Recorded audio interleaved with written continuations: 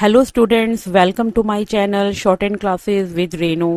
Students, आज हम कैलाश चंद्रा का वॉल्यूम 24 और ट्रांसक्रिप्शन नंबर बैक ऑफ 110 करेंगे। 60 वर्ड पर minute. Start.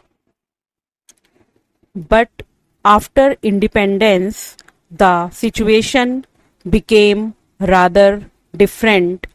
It is natural that after the achievement of freedom, there would be different interests and different ideologies represented in the press, just as they are represented in parliament. Therefore, to expect the press in India to support the party in power on all issues would be unfair and unrealistic. Sir, one of the complaints against the press coming from the government after the last general elections was that it did not reflect the will and the aspirations of the people, and that it has represented the monopoly interests. Even these allegations, sir, have been disproved to a great extent by those who have analyzed in detail the coverage of the last elections by the press. The fact is that a kind of distrust of the press has grown in the ruling party and in government circles, and their feeling is that our major newspapers do not support the basic policies of the government and that they are over critical.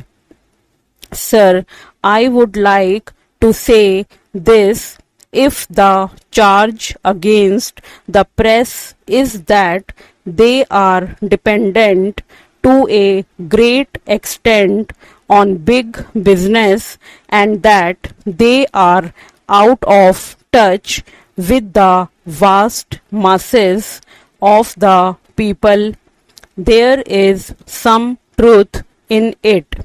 But can't it be said about many of our political parties? Can't we say that the Congress party has links with big business? Who can deny that many of our parties often lack a touch with the masses? So, sir, the press on the whole reflects what happens around it, and its situation is very similar to that of most of our political parties and of our political system. Sir, most journalists in this country would admit that there are many faults with the press today. One of the major faults which the members of the press have themselves repeatedly pointed out is that they are not in touch with the large rural areas in the country, and they tend to cater largely to urban middle classes. But the situation can ultimately be remedied only when we have higher literacy and education and development of rural areas.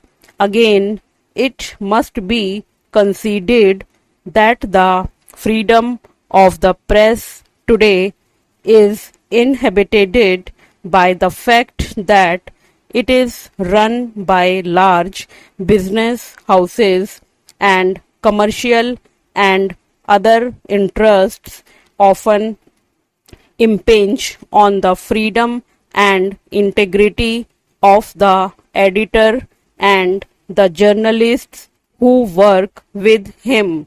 So we all agree that freedom of the press should be strengthened. The government, the journalists, and the public are all agreed on this.